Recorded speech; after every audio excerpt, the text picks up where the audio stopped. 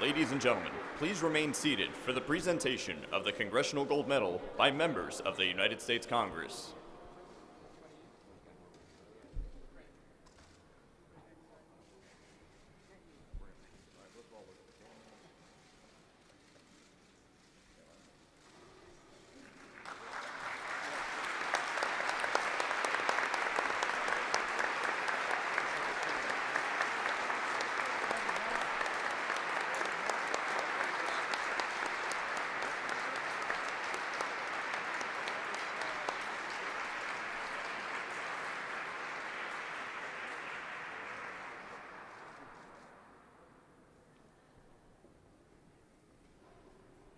Ladies and gentlemen, Professor Mohammed Yunus.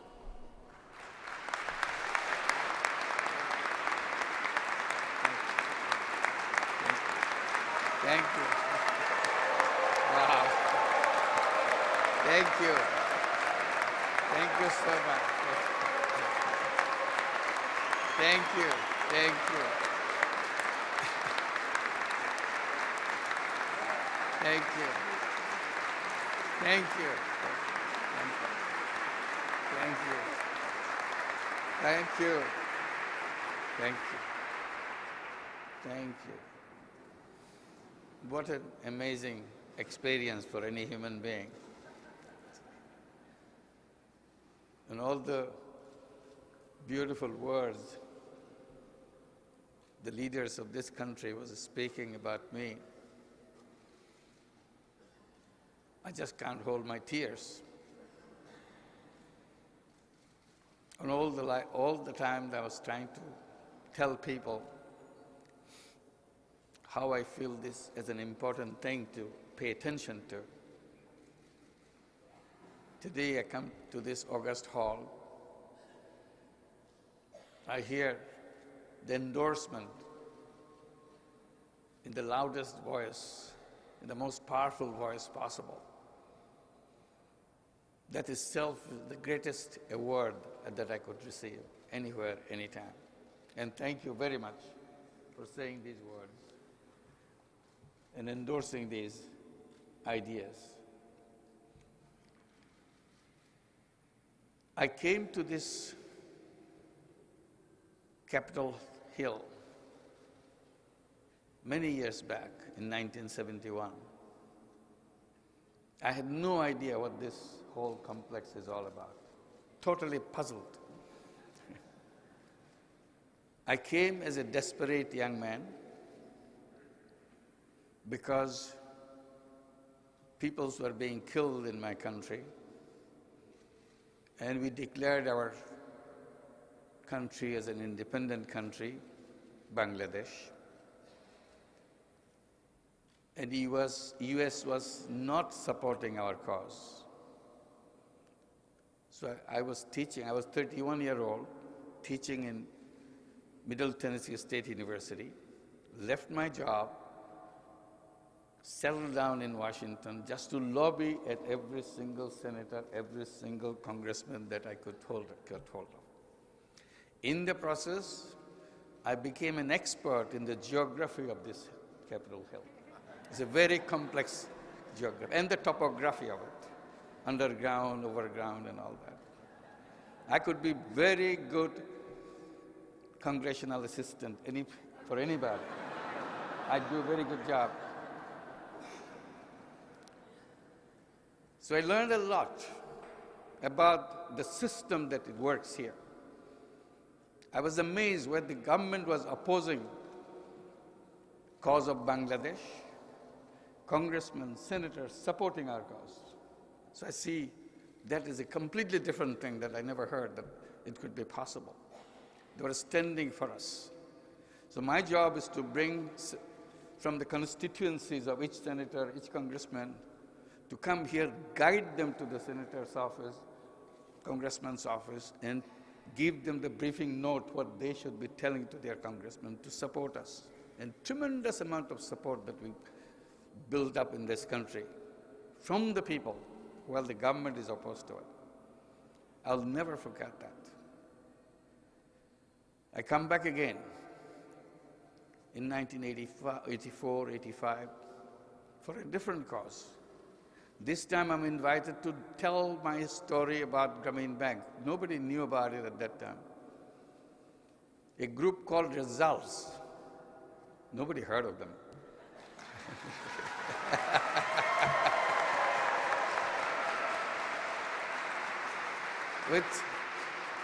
With some crazy music teacher from Florida, Sam Daly Harris, pushing this.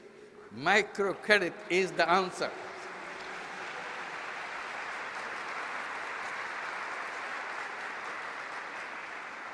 So I'm brought into many congressional hearings, subcommittee hearings, committee hearings to present what I have experienced. And that built up a tremendous momentum for the whole movement of microfinance. Today, when we talk about 100 million, 150 million people taking microloan, because what you have done in this Congress, the support you have provided behind it, and the most passionate volunteers of Results mobilizing forces to bring this information to every congressman, every senator. Thank you, Results volunteer here and every Results volunteer everywhere else.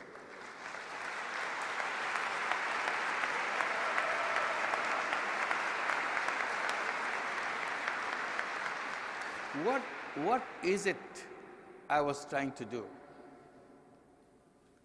Not a big thing. All I had promised to myself in the context of the terrible situation in Bangladesh, financial, economic situation, when I went back to Bangladesh, left my job at the university in here, Murfreesboro, Tennessee, to see if there is something I can do. And the problem was so acute, my economics knowledge didn't have a clue of it to do something. So I forgot. I said, let's forget the textbook economics. What I wanted to do to make myself useful to one person, that's all I wanted to do. And that's my beginning, to see if I can make myself useful to one person, even for a day.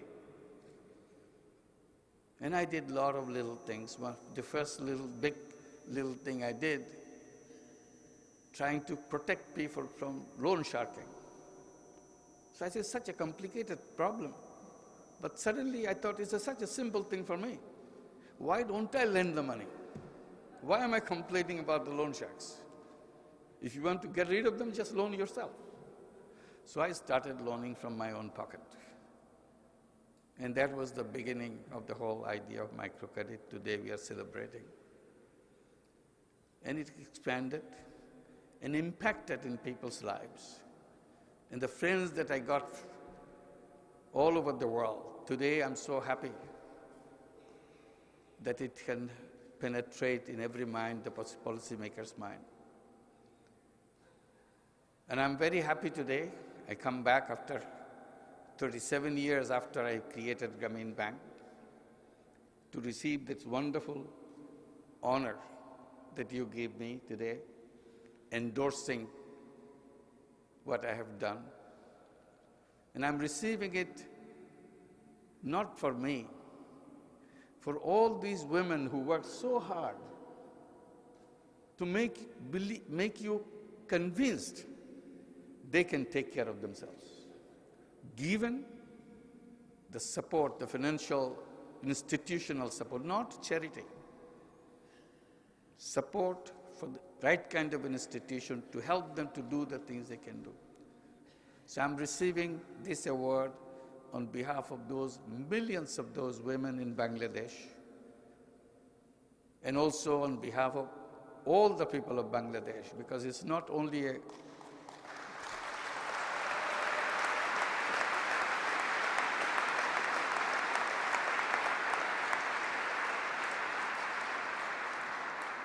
It's not only an honor personally for me, it's an honor for the whole country of Bangladesh and the very hardworking people of Bangladesh. They want to make a difference in their lives. All we want to do, all we need to do is to provide them the right kind of support.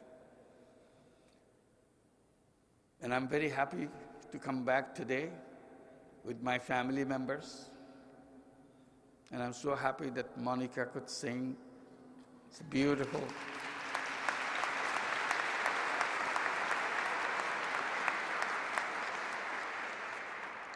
And all my friends all over the world. I see President Fox sitting here, and Martha sitting here, Mrs. Mbeki, my friend Zanelli, and many others, my friend Frank Ribot from France.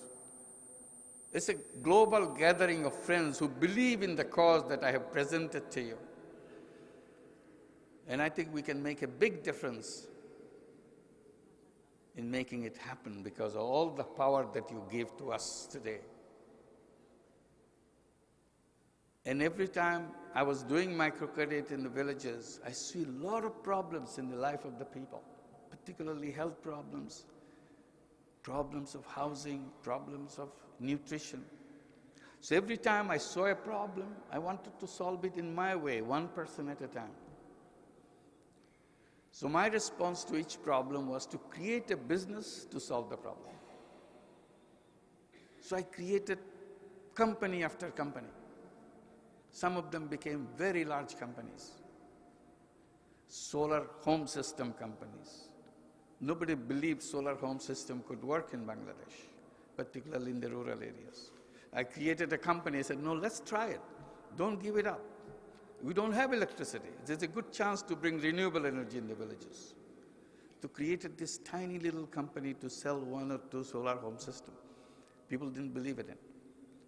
But we didn't give up. We started selling 5 solar home systems per month, 10 solar home systems per month, 100 solar home systems per month. 16 years later, today we sell more than 1,000 solar home systems per day. And we just crossed the 1 million solar home system in Bangladesh in last November.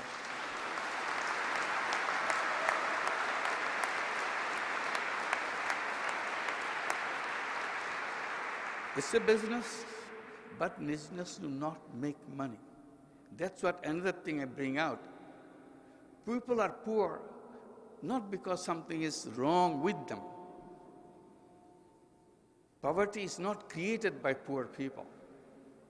Poverty is created by the system we have built. And here is the place where system is built. So we have to look back where we went wrong. If we fix our system, nobody in the world will be a poor person. Nothing is wrong in the poor people. Each human being is packed with unlimited creative capacity. And I give the example of a bonsai tree. I said, take the seed of the tallest tree in the forest, put it in a flower pot, put the seed in the flower pot. It will grow this big. It's a cute little tree. We call it bonsai. I said, poor people are bonsai people. There is nothing wrong in their seed. They could be as tall as anybody in the world. Simply don't put them into that flower pot. Give them the space so that they can grow. That's what the system is. So we created all the business to make money. We created a money-centric world. We became money-making robots. I said, human beings are not robots. We're multidimensional beings. We make money, fine, we do that. But at the same time, we can use business to solve problems. And I give examples what I do. So let's believe in what we can do. We can change the world. Like we can change the banking system. We are applauding today about microcredit, but banking system has not changed. Why not? That puzzles me. I hope that will puzzle you too. Why doesn't it change? Why can't it open its door to all people? What's wrong? Why microcredit should be kind of a footnote someplace? We can change the world where nobody should be a poor person. I'm very happy, congressmen and senators and leaders of both parties, to put these words in the medal, that we can put poverty in the museum. That's what those words in the medal says. And let's believe in it. Let's make it happen. so that someday soon we'll visit the museums to see poverty, because we'll never see poverty in the society, because it doesn't belong to civilized human society. And similarly, we should create a world where nobody will be an unemployed person. There's nothing wrong with human beings. Why should anybody be unemployed? Then why is that person unemployed? Because we cannot create a system which makes it happen. So system is making people suffer for not any fault of them. If there is a fault in the system, it's our responsibility to fix it so that everybody can be a productive, creative human being as they are supposed to be and they're capable of. Let's create a world. Nobody will be an unemployed person. Let's create a world where nobody will die unnecessarily. Nobody will suffer from unnecessary diseases, because today science and technology brings us all the facilities in the world to deliver health care at home, at the personal level.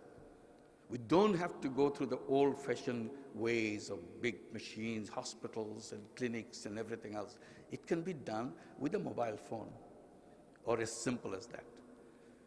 So I hope today the experience that we have in this occasion, and a great, great honor that you give to the idea that we can create a world much better than what we have. Let's believe in it and make it happen. And thank you very much.